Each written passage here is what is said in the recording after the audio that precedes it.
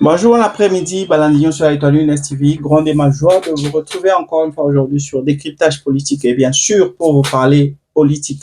Alors aujourd'hui, on va parler des accords de Washington, de quoi il est question.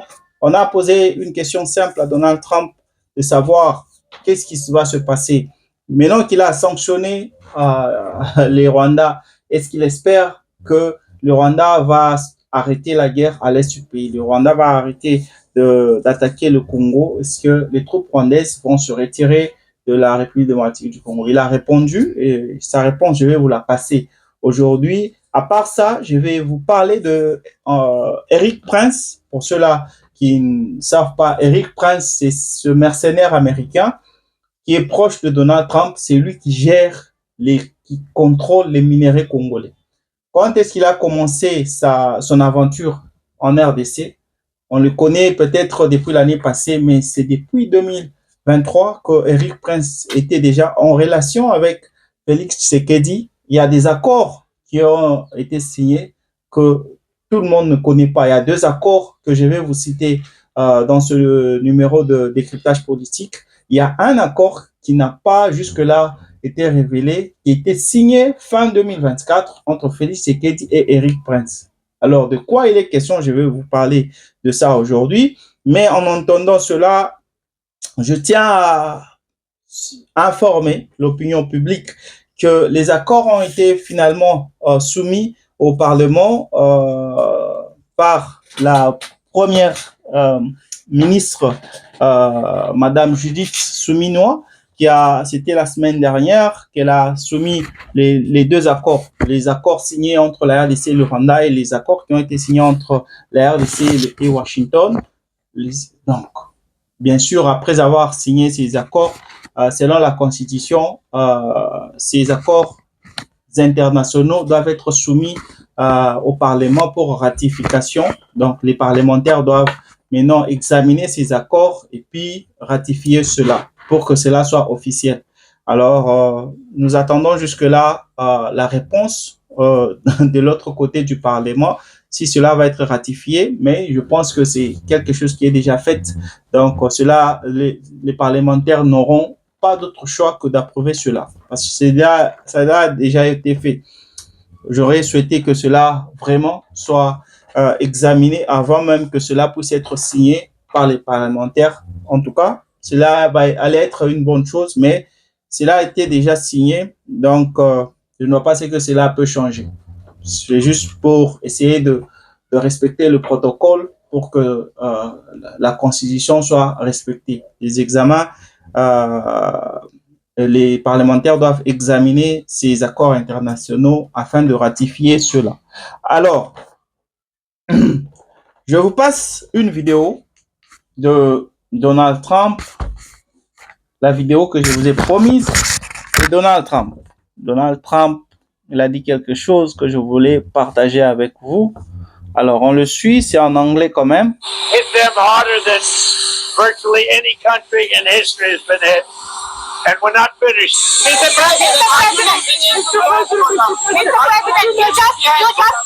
President, you just imposed the sanctions on Rwanda. What makes you so confident that they will stop the war in Congo? So we get along very well with Rwanda and with Congo, and we hope they're going to be they're going to get along. Why did the FBI seize election records in that state? They probably thought the election was rigged, right? We have hit them harder than virtually any country in history has been hit. And we're not finished. Mr. President,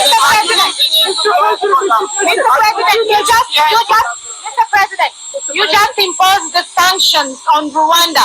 What makes you so confident that they will stop the war in Congo? So we get along very well with Rwanda and with Congo, and we hope they're going to be They're going to get along. Why did the FBI seize election records in that state? Probably thought the election was rigged, right? Voilà, j'espère qu'on vient de suivre cela. Je ne cesse de vous le dire. Ces accords ici, ça ne profite pas les Congolais, ça profite les États-Unis en première position et le Rwanda. Je ne cesse de vous le dire. L'autre fois, quand je vous disais que cette dame va commencer à être comme une mouche aux oreilles de Donald Trump, c'était après mon analyse. Parce que cette dame, Ariana, cette journaliste angolaise, c'est une dame qui est, premièrement, elle est chrétienne. Elle veut être cette Esther. Elle veut être cette dame qui, par son dévouement, apporte quelque chose, change quelque chose. Elle s'est permise de voyager jusque là où beaucoup d'autorités n'ont jamais voyagé. Elle s'est rendue à l'est du pays. Elle est partie à la frontière entre la RDC et le Burundi. C'est là qu'elle a visité même le camp des réfugiés, voir dans quelles conditions ces gens vivaient. Et puis elle est rentrée. Elle est allée interviewer les Congolais, savoir dans quelles conditions ces gens-là vivaient. Elle en avait les larmes aux yeux. Ainsi, elle avait même fait un reportage. C'est là que moi-même j'ai su que le camp des réfugiés de Burundi, c'est un camp de réfugiés de 20 000 personnes, mais au moment où je suis en train de vous parler, il y a 67 000 Congolais qui vivent là-bas sans aide humanitaire. Le gouvernement burundais avait demandé au gouvernement congolais d'intervenir, chose qui avait été faite au mois de décembre dernier. Le gouvernement congolais avait apporté de l'aide par l'entremise du ministre de l'Environnement, si je ne me trompe. Alors, on a apporté de l'aide, mais ce n'était pas suffisant. Au moment où je suis en train de vous parler, la situation n'est pas bonne. Et le pire est que ces gens ne savent pas retourner dans leur pays parce que ces zones sont toujours occupées par les rebelles.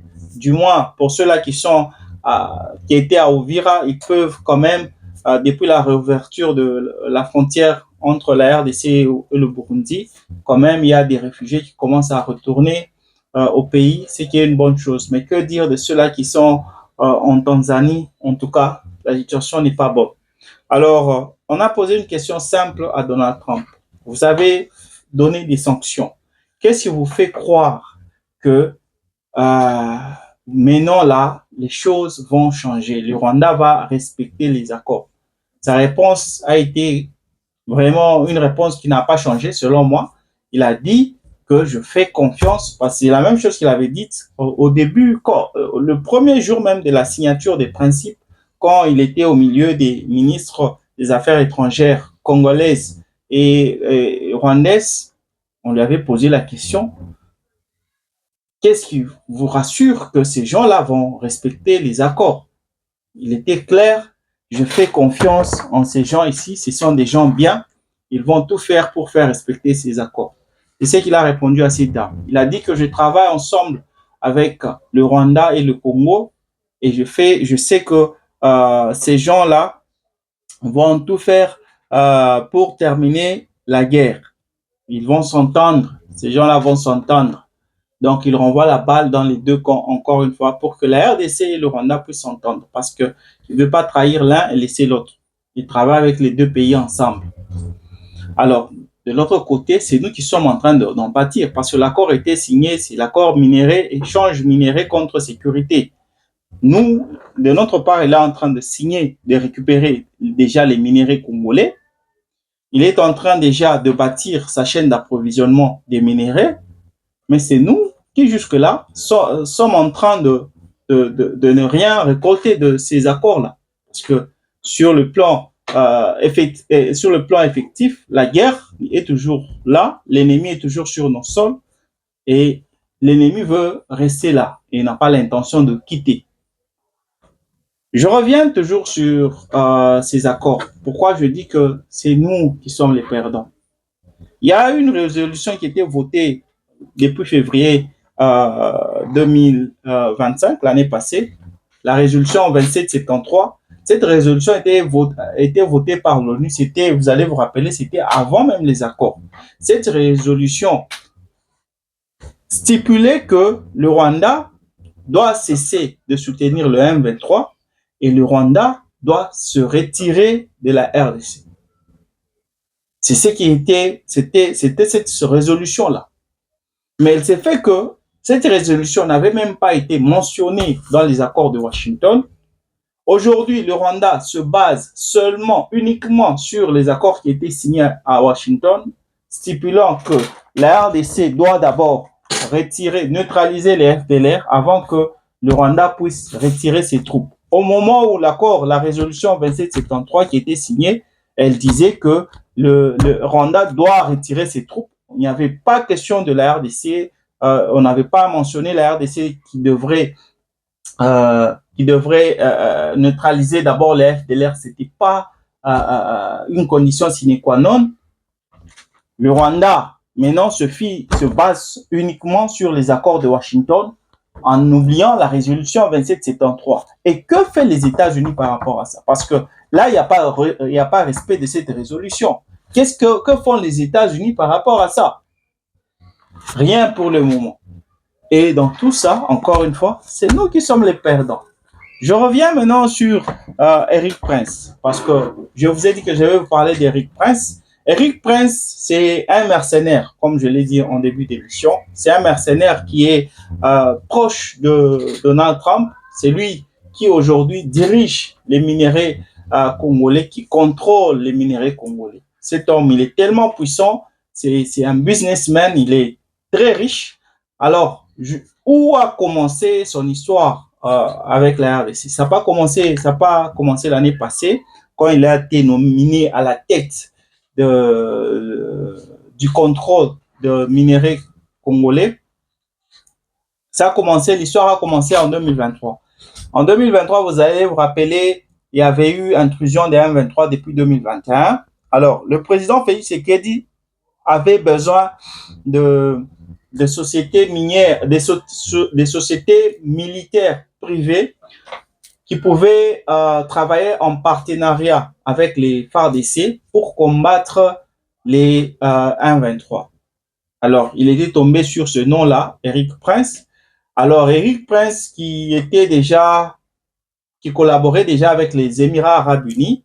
Alors, on a connecté Félix Tshisekedi à Eric Prince parce qu'il avait ces sociétés-là, mais ça n'a pas abouti. Ça n'a pas abouti parce que il n'était pas présent. Il y avait quelque chose qui n'avait pas cloché. Alors, ce projet était d'ailleurs approuvé par le groupe d'experts de l'ONU, mais ce projet n'avait pas abouti.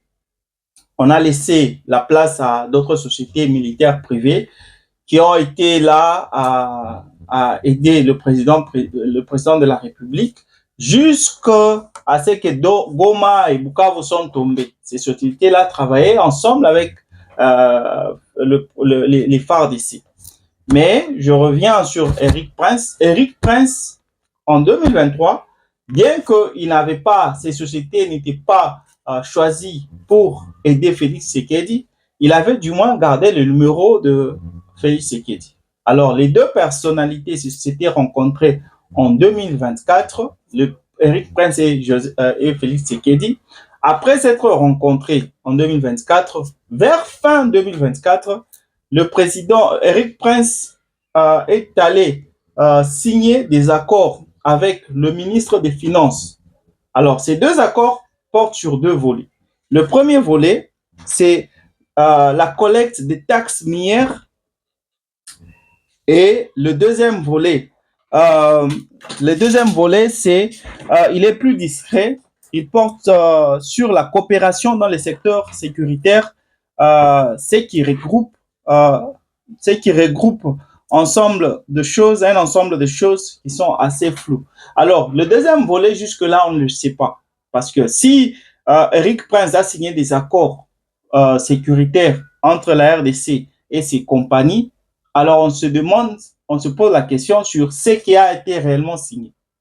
Parce que lui, il récolte des taxes minières en RDC, c'était signé depuis 2024, fin 2024, il récolte les taxes minières, mais de l'autre part, il se devrait faire quelque chose. Signer, c'est faire quelque chose qu'il devait faire en 2023. C'est-à-dire signer des accords sécuritaires entre la RDC et ses compagnies. Fournir les armes, les logistiques, l'armement, aider les FARDC. Mais jusque-là, nous savons que nos FARDC, le pays où les sociétés qui fournissent en armes les FARDC, ce sont les Chinois. Ce sont les Chinois qui jusque-là continuent à aider la RDC. Alors, on se pose un peu plus de questions sur le rôle même d'Eric Prince en RDC. En 2025, bien sûr, ça a été connu de tous. Eric Prince, il est celui qui contrôle les mines congolais. Mais qu'est-ce que lui donne en retour à la RDC? Je sais que c'est un proche, je vous l'ai dit, c'est un proche de Donald Trump, mais qu'est-ce que Eric Prince apporte réellement en RDC? Il a été choisi pour contrôler les mines parce que il est un proche de Donald Trump. Alors, Donald Trump lui fait confiance, c'est le rapport qu'il va lui faire, Donald Trump va accepter cela. Mais quel est le deuxième volet? Quel est le deuxième contrat qui était signé entre Félix Tshisekedi et Eric Prince fin 2024? Parce que là, on est en train de ratifier les deux accords de Washington et du Rwanda au Parlement. Mais que dire de l'accord qui était signé entre Félix Tshisekedi et Eric Prince en décembre 2024? Parce que nous devons tout connaître. Nous devons tout connaître, comme la première ministre a dit, qu'on doit clarifier les parlementaires sur ce qui a été signé afin que la population soit aussi au courant. Je sais que tout ce qui va être émis ou bien tout ce qui va être transmis au Parlement, ce n'est pas tout ce qui a été signé. Parce que si vous allez sur Internet, il y a des accords. On montre les accords qui ont été signés entre la RDC et le Rwanda, les accords qui ont été signés entre la RDC et les États-Unis. Mais ce qu'on montre sur Internet et ce qui a été signé réellement sur le papier, c'est deux choses différentes. Il y a des choses qui sont omises dans le test qui nous est balancé sur Internet. Et il y a d'autres choses qui sont ajoutées dans le test qui a été réellement signé entre les États-Unis et la RDC. Vous comprenez là où le problème commence? Ça a commencé de la résolution 2773 qui n'a jamais été respectée. Les accords ont été signés après.